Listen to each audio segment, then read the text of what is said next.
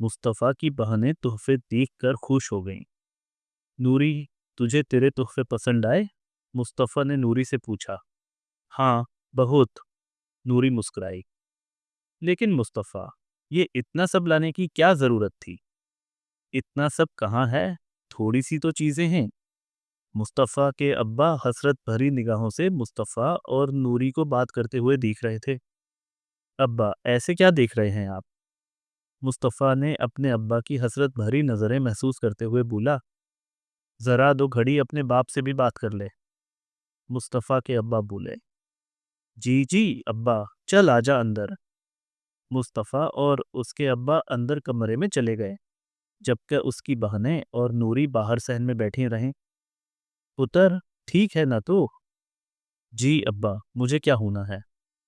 तेरी बीवी और सास का रवैया कैसा है तेरे साथ? ठीक ही है बस। और नूरी के बारे में तूने क्या सोचा है? अब्बा, जाहिर है उससे मेरी शादी तो नहीं हो सकती, क्योंकि मैं पहले से शादीशुदा हूँ। मुस्तफ़ा अफसूदा लहजे में बोला। यह तो मैं भी जानता हूँ पुत्र, लेकिन जिन नज़रों से तू उसे देख रहा था न, उससे साफ मालूम हो रहा था कि वो अब भी तेरे दिल में बसी है, तो उसे अपने दिल से नहीं निकाल सका। जी अब्बा, दिल ज़बरदस्ती की ज़बान नहीं समझता। मैं अपने दिल को नगीना से मोहब्बत और नूरी को भूल जाने पर आमादा नहीं कर सका। मुस्तफ़ा के लहजे में कांच जैसी चुभन थी। तो इस बात पर भी आमादा है कि नूरी से तेरी शादी नहीं हो सकती? तो कब तक उसे अपने नाम पर बैठा कर रखेगा? मुझे लगता है तुझे जल्द से जल्द नूरी और बाकी सबको अपनी शादी का बता देना चाहिए, ताकि तेरी खाला और खालो भी नूरी के लिए रिश्ता तलाश करने में लग जाएं। अब्बा, अगर मैंने अभी खाला और खालो को अपनी शादी का बता दिया, तो वो अना और गुस्से में आकर नूरी की जल्दी से शादी करवा देंगे, और वो अभी पढ़ना चाहती है। उसका ख्वाब है कि वो पढ़कर कुछ बनना चाहती है, और मैं चाहता हूँ कि उसका ये ख्वाब ज़रूर पूरा हो। फ़िलहाल इस बात को खुफिया रखना ही बेहतर है।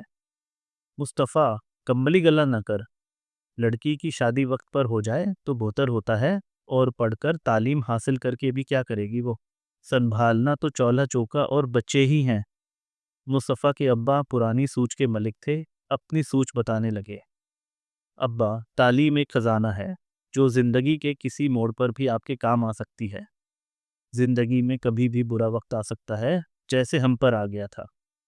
खुदा न करे नूरी पर कभी ऐसा कोई वक्त आए। मैं सिर्फ इतना कह रहा हूँ कि पढ़ाई उसके हर अच्छे बुरे वक्त में उसका साथ देगी। तो क्या तू कभी अपनी शादी जाहिर नहीं करेगा? मुस्तफ़ा के अब्बा इस बार ज़रा सख्त लहजे में बोले। कर दूंगा जाहिर, लेकिन सही वक्त आने पर। मुस्तफ़ा अपने अब्बा का पारा हाय होते देखकर धीमे लहजे में बोला। और सही वक्त कब आएगा? जब मेरी बहनों की शादियां हो जाएंगी, तब तक नूरी की पढ़ाई भी खत्म हो चुकी होगी। तब बता दूंगा सबको अपनी शादी का। तेरी शादी से तेरी बहनों की शादियों का क्या ताल्लुक बनता है भला? अब अगर मेरी शादी वाली बात खुल गई, तो मेरी बहनों के रिश्ते मुश्किल में पड़ सकते हैं, और साथ में नूरी का मुस्तकबिल भी। मुस्तफ़ा अपने अब्बा को समझाने लगा। ठीक है पुत्र। मुस्तफ़ा के अब्बा भी उसकी बात समझ गए। अब्बा, आप नाराज तो नहीं हैं मुझसे? पुत्र, कैसी बातें कर रहा है तो? मैं तो तेरे एहसानों तले दबा हूँ। खुद को कुर्बान करके तूने हमारी जिंदगी संवार दी है। अल्लाह ताला तुझे इस बात का बहुत बड़ा अजर देगा। पुत्र, अल्लाह ताला तेरे दिल की हर ख्वाहिश पूरी करेगा। मुस्तफ़ा के अब्बा उसका सर चूमकर उसे दुआएं देने लगे। आमीन। मेरे दिल की ख्वाहिश तो बस नूरी है। मुस्तफ़ा के दिल से दुआ निकली। चल अब्बा, बाहर चलकर बैठें। हाँ चल पुत्र। मुस्तफ़ा और उसके अब्बा बाहर सहन में जा बैठे। मुस्तफ़ा, कितना कमज़ोर हो गया है तू? क्या वक्त पर खाना नहीं खाता? शानी मुस्तफ़ा का बगौर जायज़ा लेते हुए बोली। शानी बाजी, खाना तो वक्त पर खाता हूँ, लेकिन वहाँ न देहाती खाने होते हैं, और न आपके हाथों वाली लद्दत होती है। हाँ, यह तो है। सबने मुस्तफ़ा की बात पर इत्तेफाक किया। लाला, रोटी। समी, जहनू और सफ़ी ने मुस्तफ़ा और बाकी सबको खाना दिया। आप सबने अभी तक खाना नहीं खाया था? मुस्तफ़ा ने सबसे पूछा। ना पुत्र, हम सब तेरा इंतज़ार कर रहे थे। आज बहुत महीनों बाद हम सब इकट्ठे बैठकर खाना खाएंगे। शीमू खुशी से बोली। सब ने खाना शुरू किया। चल सफ़ी, मैनू पानी पिला। जहनू को शरारत सूझी और वो सफ़ी को तंग करने लगी। अब्बा, देख कैसे मुझ पर हुक्म चला रही है, जबकि मैं इससे बड़ी हूँ। सफ़ी चिढ़कर अपने अब्बा को शिकायत करने लगी। हुक्म नहीं चला रही, कमली, मैं तो अभी से तेरी आदत बना रही हूँ। ससुराल जाकर तूने मेरा हुक्म ही तो मानना है। जहनू सफ़ी को छेड़ने लगी। क्यों मानूंगी मैं तेरा हुक्म? मैं बड़ी हूँ तुझसे। सफ़ी आंखें दिखाकर बोली। लेकिन रिश्ते में तो अब मैं बड़ी हूँ ना, जीठानी हूँ मैं तेरी अब। जहनू अकड़ कर बोली। चुप कर, बड़ी आई जीठानी। सफ़ी उसकी नल करते हुए बोली। वैसे ये कमाल हो गया, पहले रिश्ता सफ़ी का आया था और फिर उन्होंने जहनों को भी अपने बड़े बेटे के लिए पसंद कर लिया। शानी खुशगवार लहजे में बोली। हाँ, ये जहनू कभी मेरा पीछा नहीं छोड़ती। अब ससुराल भी मेरा पल्लू पकड़ के मेरे पीछे आएगी। सफ़ी जहनू को चिढ़ाकर बोली। तुझसे तो मैं सारे बदले अब ससुराल जाकर लूंगी। मैके भी तुझे नहीं आने दूंगी मैं। जहनू तप कर बोली। न आने दी ना, हम सब सफ़ी से मिलने तेरे घर आ जाएंगे और फिर वो लंबी लंबी फरमाइशें करेंगे ताकि तो चोले पर ही सड़ती रहेगी। नूरी सफ़ी की हमायती बनकर जहनू को छेड़ने लगी। नूरी की बात सुनकर सबका कहका गूंजा, जबकि जहनू गुस्से से लाल हो गई। नूरी की बची। जहनू ने साथ पड़ा तकिया उठाकर नूरी को दे मारा। नूरी की बची नहीं, तेरी खाला की बची हूँ। नूरी तकिया अपनी गोद में रखकर बैठ गई। मुस्तफ़ा खुश होकर इस खुशगवार माहौल का लुत्फ उठा रहा था। उसे कितने दिनों बाद आज दिली सुकून मीसर हुआ था। न मिलता, जहाँ दोस्त तो बहुत है लेकिन कोई अपना नहीं। हर तरफ दिखावा और फरीब है। पैसा है तो सबके लहजे मीठे हैं, वरना जहर से भी बदतर। और मेरी ये ज़िंदगी कितनी खूबसूरत है, जहाँ सिर्फ सुकून और अपनायत है। सबके लहजे खालिस हैं, कोई दिखावा नहीं। मुस्तफ़ा सोचों में खोया हुआ था।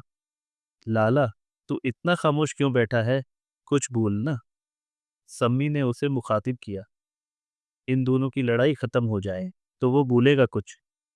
शानी सफ़ी और जहनू को घूर कर बोली। अच्छा अच्छा, अब हम नहीं लड़ते। इसकी दरगत तो मैं ससुराल जाकर बनाऊंगी, उसकी सास, नंदे और शवहर के सामने। जहनू सफ़ी को उंगली दिखाकर बोली। अब्बा, सफ़ी जिच हो गई। चुप कर जा जहनू।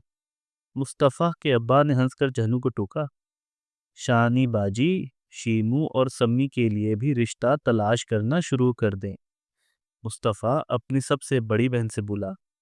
हाँ पुत्र, अल्लाह करे इन दोनों की भी जल्दी से शादी हो जाए। मैं अपनी ज़िंदगी में अपनी सब बेटियों को उनके घर का होता देखना चाहता हूँ। अब्बा, कैसी बात कर रहे हैं? अल्लाह आपका साया हमारे सरों पर सलामत रखे। शानी अपने अब्बा से बोली। आमीन। सब ने शानी की बात पर आमीन कहा। पुत्र, कब तक इस बीमारी से लड़ता रहूंगा? कभी ना कभी तो मरना ही है। तुम सब अपने घर की हो जाओगी तो सुकून से मरूंगा। मुस्तफ़ा के अब्बा शानी के सर पर शफकत भरा हाथ फेरकर बोले। लाला, अपनी शादी के बारे में तेरा क्या ख्याल है? शीमू नूरी को बाजू मारकर मुस्तफ़ा से पूछने लगी। अभी तुम सबकी कर लूं, फिर मेरी बारी। मुस्तफ़ा मुस्कुराते हुए बोला। नूरी शर्माने लगी। शादी का नाम सुनते ही उसके चेहरे पर खुशी के तासुरात साफ झलक रहे थे। सही है ये भी। शानी बाजी, अब तो आपके ससुराल वाले तंग नहीं करते? मुस्तफ़ा ने शानी से पूछा। नहीं, कभी कभी मेरी सास आ जाती हैं मुझे गालियां देने, लेकिन मैं बुरा नहीं मनाती, क्योंकि वह भी बेचारी बेटे के गम में पागल हो चुकी हैं। जैसे करनी वैसे भरनी। शानी बाजी, ठीक हुआ है आपके ससुराल वालों के साथ।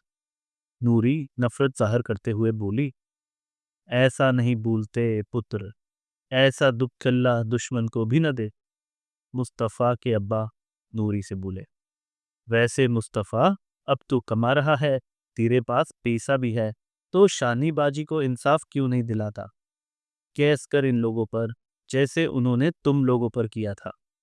नूरी मुस्तफ़ा से बोली, नहीं, उनको उनके किए की सज़ा अल्लाह ने दे दी है।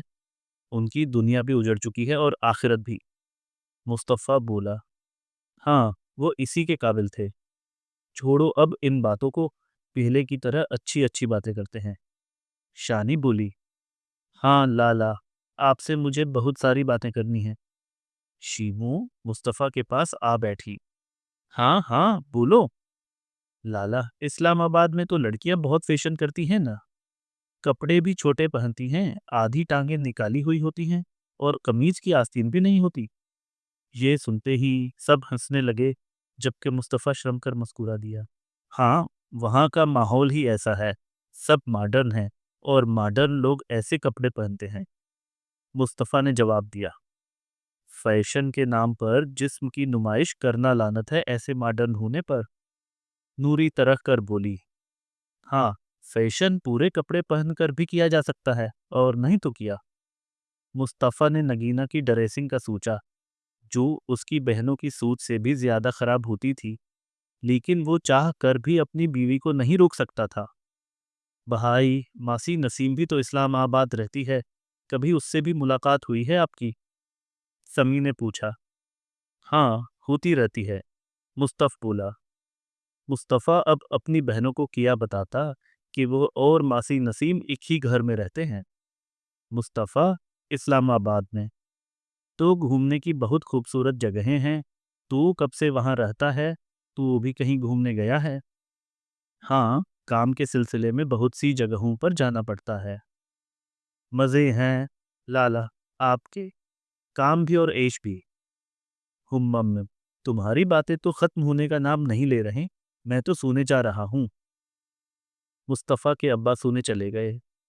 मुस्तफ़ा, उसकी बहनों और नूरी ने पूरी रात बातें की। मुबारका, मुबारका। मुस्तफ़ा की बहन सफ़ी और जहनू की बात पक्की हो चुकी थी। रस्म करने के बाद सब एक दूसरे को मुबारकबाद और मिठाई खिला रहे थे। बहाई जी, अब सफ़िया और जन्नत मेरी हुए, और अभी से बता रही हूँ आपको, पूरे 4 माह बाद आपके घर से अपनी बेटियों को रुखसत करके ले जाऊंगी। सफ़ी और जहनू की सास नाजिया बोलें, चाची, बेशक अभी इन दोनों को अपने साथ लेती जाओ, हमें कोई एतराज़ नहीं। नूरी शरारत से बोली, चुप कर, इज्जत से बात करी। मेरी बहुओं से तेरी भाभियां हैं अब ये। नाजिया नूरी को आंखें दिखाकर बोली, हाँ भाई नूरी, अब तो तेरे इनसे 3-3 रिश्ते बन गए हैं। खालाजाद भी हैं, नंदें भी हैं, और अब तो भरजाई भी बन गई हैं। सफ़ी की नंद बोली, इन सब से भी ज्यादा मेरा इनके साथ एक अहम रिश्ता है, और वो है दोस्ती का। नूरी अपनायत से बोली, तो जहनू और सफ़ी मुस्कुराने लगे। सब बहुत खुश थे। खुशी में दूल्हे की बहनों और कजिन्स ने खूब रौनक लगाई। नूरी ने भी इनके साथ नाच गाने में बढ़ चढ़कर हिस्सा लिया। मुस्तफ़ा का फ़ोन बजने लगा। शोर की वजह से मुस्तफ़ा साइड पर चला गया और फ़ोन उठाकर कान से लगाया। अस्सलामु अलैकुम नगीना। मुस्तफ़ा, कहाँ हो तुम? अपने घर। अपने घर? मुस्तफ़ा, इस चिप जगह को अपना घर तो मत बोलो। तुम्हारा घर ये है जहाँ हम दोनों रहते हैं, वो नहीं, समझे? हमेशा है की तरह नगीना के लहजे में गुरूर था। उम्म, वापस कब आओगे? बस मेहमानों को रुखसत करके एयरपोर्ट के लिए निकलता हूँ। ठीक है, जल्दी आओ, आई मिस यू। खुदा हाफिज। मुस्तफ़ा ने फ़ोन काटा तो दीखा नूरी उसके पीछे खड़ी थी। मुस्तफ़ा, यहाँ क्या कर रहा है तू? अरे वाह, कितना अच्छा फ़ोन है तेरा, दीखा दीखा मुझे। नूरी मुस्तफ़ा का फ़ोन देखकर बोली, अरे, इसका कैमरा कितना अच्छा है। میں اس میں تصویریں بنا لوں؟ ہاں بنا لے۔ نوری نے مصطفیٰ کی سب بہنوں کی اور کچھ رشتہ داروں کی بہت ساری تصویریں بنائیں۔ لالا یہاں آؤ نا، آپ کی اور نوری کی تصویر بناؤ۔ سمی نے مصطفیٰ اور نوری کی تصویریں بنائیں۔ سب مہمان جا چکے تھے۔ مصطفیٰ بھی جانے کی تیاری کر رہا تھا۔ سب کے منہ لٹکے ہوئے تھے۔ مصطفیٰ یہ کیا بات ہوئی؟ مہینوں بعد آتے ہو تو 3 دن تو رہتے نا۔ ارادہ تو میرا بھی یہی تھا کہ 2 دن رہوں گا، لیکن آفس سے فون آ گیا ہے تو جانا پڑے گا۔ مصطفیٰ نے بہانہ کی۔ مصطفیٰ سے ملے اور ایئرپورٹ کے لیے گھر سے روانہ ہو گئے۔ ایئرپورٹ پر مصطفیٰ ایئرپورٹ پر بیٹھا تھا کہ اس کو ایک فون آیا۔ یا نمبر تو انٹرنیشنل ہے، نمبر لگ رہا ہے۔ کون ہو سکتا ہے؟ مصطفیٰ نے فون اٹھایا۔ ہیلو؟ سحر کی نم آواز اس کے کانوں میں پڑی۔ سحر اب ہے نا؟ آپ میری آواز سے مجھے پہچان گئے؟ دل کو دل سے راہ ہوتی ہے۔ سحر خوش ہوتے ہوئے بولی۔ سحر آپ ٹھیک ہیں؟ رو کیوں رہی ہیں آپ؟ نہیں میں ٹھیک نہیں ہوں مصطفیٰ۔ آپ سے دور رہ کر میں ٹھیک کیسے ہو سکتی ہوں؟ دور؟ جی مجھے میرے پاپا نے کینیڈا بھیج دیا ہے آپ سے دور، اور مجھ سے فون بھی لے لیا ہے کہ میں آپ سے بات نہ کر سکوں۔ آج بڑی مشکل سے بھائی کا فون ہاتھ لگا ہے تو آپ کو فون کیا۔ اچھا ہاں، اس لیے یہ کتنے دنوں سے میرے آفس نہیں آئیں؟ مصطفیٰ نے سوچا۔ سحر بالکل صحیح کیا ہے آپ کے پاپا نے۔ اب پلیز دوبارہ مجھے فون مت کیجیے گا۔ مصطفیٰ بہت ہی برہم شخص ہیں آپ، ترس نہیں آتا آپ کو مجھ پر؟ میں ہر پل آپ کی محبت میں تڑپتی ہوں، اور آپ ہمیشہ میری محبت، میرے جذبات کا مذاق بناتے ہیں۔ سحر سوسوں کرتی بولی۔ سحر جس محبت کا کوئی مستقبل ہی نہ ہو، اس محبت کو ہوا دینا بے وقوفی ہوتی ہے۔ پلیز اس بات کو سمجھ جائیں اور قسمت کا فیصلہ اللہ تعالیٰ پر چھوڑ دیں۔ خدا حافظ، اپنا خیال رکھیے گا۔ مصطفیٰ نے فون کاٹ دیا۔ سحر پھوٹ پھوٹ کر رونے لگی۔ اس کے رونے کی آواز سن کر اس کا بھائی بھاگ کر اس کے کمرے میں آیا۔ سحر پرنسیس، کیا ہوا؟ مصطفیٰ مصطفیٰ، سحر دیوانوں کی طرح چیخنے لگی۔ سحر چپ ہو جاؤ، میں ہوں نا تمہارے ساتھ۔ آپ بھی سب کی طرح ہی نکلے۔ میں یہ سوچ کر یہاں آئی تھی کہ آپ میری مدد کریں گے، لیکن آپ نے بھی منہ موڑ لیا مجھ سے۔ سحر ہم یہ سب تمہاری بھلائی کے لیے کر رہے ہیں۔ سحر کا بھائی سکندر اسے پیار سے سمجھانے لگا۔ بھلائی مائی فوٹ، آپ سب کو بس اپنا نام، رتبہ اور عزت عزیز ہے، میری فکر کسی کو بھی نہیں ہے۔ مجھے نہیں جینی ایسی زندگی، ایسی زندگی سے تو مر جانا ہی اچھا ہے۔ سحر کیسی باتیں کر رہی ہو؟ میں آپ کو بتا رہی ہوں، اگر آپ نے میری مدد نہ کی تو میں مار دوں گی خود کو۔ سحر دھمکی آمیز لہجے میں بولی۔ ٹھیک ہے، میں تمہاری مدد ضرور کروں گا، اب ریلیکس ہو جاؤ۔ سکندر نے سحر کو گلے سے لگایا۔ بھائی پلیز کچھ کریں، اس نگینہ کو مصطفیٰ کی زندگی سے باہر پھینک دیں۔ ایسا ضرور ہوگا، تم سب مجھ پر چھوڑ دو۔ سکندر سحر کی دھمکی سے ڈر کر اس کی مدد کرنے کی ٹھان چکا تھا۔ کیسے ہوگا؟ پلیز مجھے بتائیں۔ سحر اس کام میں ایک ہی بندہ ہے جو ہماری مدد کر سکتا ہے۔ کون؟ سحر نے جھٹ سے پوچھا۔ سلیم، نگینہ کا سابقہ شوہر۔ لیکن بھائی وہ ہماری مدد کیوں کرے گا؟ کیونکہ وہ بہت ہی لالچی شخص ہے، وہ پیسے کے لیے کچھ بھی کر سکتا ہے۔ لیکن وہ تو پاکستان میں ہے، تو کینیڈا بلوا لیں گے ہم اسے۔ تم فکر مت کرو، اب تمہارا بھائی تمہارے ساتھ ہے۔ تھینک یو بھائی۔ کئی دنوں بعد سحر کے چہرے پر مسکراہٹ آئی۔ ایسے ہی ہمیشہ ہنستی مسکراتی رہو۔ چلو اب جاؤ، اچھی سی تیار ہو کر آؤ، پھر کہیں گھومنے چلتے ہیں۔ اوکے بھائی۔ سحر آنسو پونچھ کر تیار ہونے لگی۔ اپنے بھائی کی باتوں سے وہ کافی مطمئن ہو چکی تھی۔ اس کو ایک نئی امید نظر آئی۔ اسلام آباد ایئرپورٹ۔ مصطفی اسلام آباد کے ایئرپورٹ سے باہر آیا تو نگینا اس کی منتظر کھڑی تھی۔ السلام علیکم نگینا۔ نگینا نے کبھی مصطفیٰ کو سلام کا جواب نہیں دیا تھا، لیکن پھر بھی مصطفیٰ عادت سے مجبور بات کی شروعات سلام سے کرتا تھا۔ مصطفیٰ، تہنک کاد تم آ گئے، جانتے ہو کتنا مس کیا میں نے تمہیں۔ نگینا ایئرپورٹ پر لوگوں کی پرواہ کیے بغیر مصطفیٰ کے گلے لگ گئی۔